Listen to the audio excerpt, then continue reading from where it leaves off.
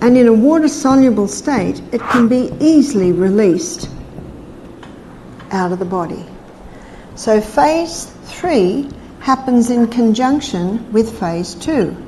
And in phase 3, the liver takes that water-soluble state and releases it out via your sweat glands, releases it out via your urine, releases it out via your colon. And that's why we encourage all of our guests to drink adequate water and to watch that their organs of elimination are eliminating effectively.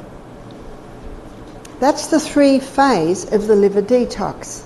Now let's go back to what we do Monday, Tuesday.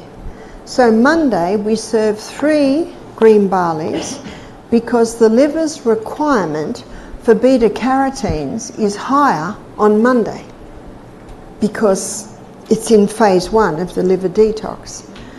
But as phase 2 kicks in, the needs in phase 2 is protein. And we do not want digestion. It takes 1,200 calories to digest a meal. We want to bypass that. Because when digestion stops, the body's basically saying, what are we going to do now? So what it'll do what probably I do, what most of us do on holidays at home. You go to those areas that are bugging you, that you don't actually get to usually. So as a lady, every day I wash the dishes and wash the clothes and sweep the floor and make the bed. You know, there's the basics, but there's those little extra areas that you don't often get to. For me, it's usually the bookcase. I'm in a hurry, so I just shove the book there and then the bookcase starts to look a bit messy. So when I've got some extra time, I'll pull the books out and I'll put them all into order. That's actually what your body does. And so it'll go to the area of greatest need.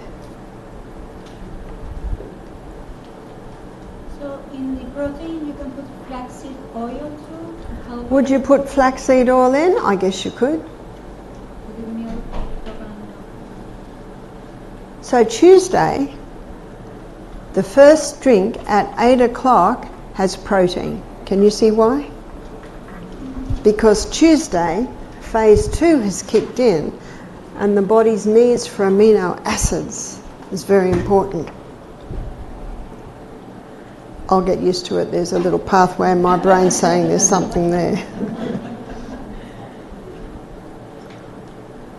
And so we give 3 protein drinks on the Tuesday to account for phase 2 of the liver detox. So we had a Vietnam veteran do our program, and he was carrying a little excess weight, probably about 50 pound extra. And this was probably about 10 years ago. He came to our retreat and he was in his 60s, and he said, "My doctor told me don't lose weight." Why did his doctor say that? Because what's in his fat cells? Nasty stuff. The Vietnam War is the first war where chemical warfare was used in a large amount. I know chemical warfare was starting in the First and the Second World War, but it was really in the Vietnam War that it was used hugely.